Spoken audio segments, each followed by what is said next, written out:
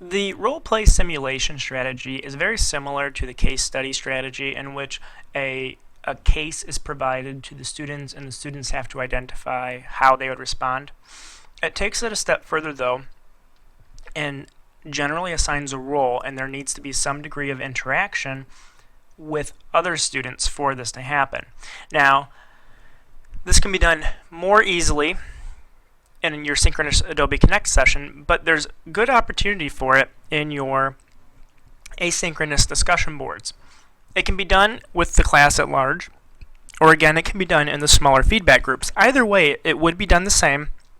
However, I do think it lends itself better to smaller feedback groups because you limit the pool of students and expand upon the opportunity for each person to serve in a different role. That's hard to do when you have 15 different members, but when you have, say, 3 or 5 members, each person can hold a different role and there can be better interaction. So for example, let's say that I'm going to set this up in my small groups. Each group has the opportunity for these tools. I'm going to go into the discussion board. Oops. And we're going to go into, and we're going to create a thread, and this will be the case study thread. No, I'm sorry. This will be the role play thread.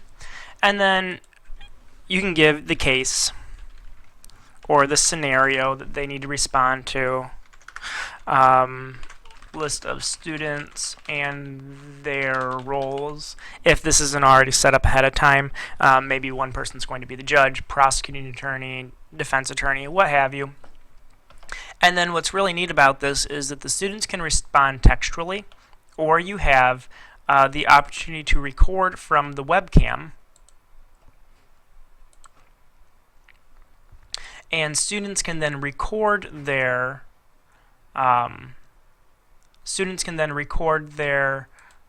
their response, and it will post it to the discussion board.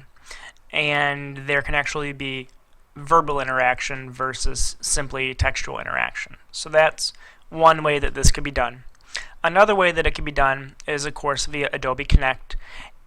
This does not provide, unless the students have the information ahead of time, which can very well be done via email or posting it to Blackboard. If this is an assignment that you have set up ahead of time, you can have roles and descriptions and all that, which would be a good idea.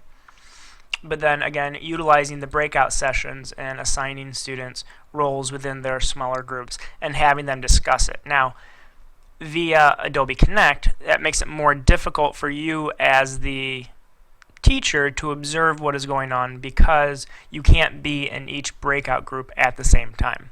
And so doing it asynchronously provides you with an opportunity for management that you don't have in the synchronous aspect because the entire class is not checking. So this is the way that you can utilize this strategy in your online classroom.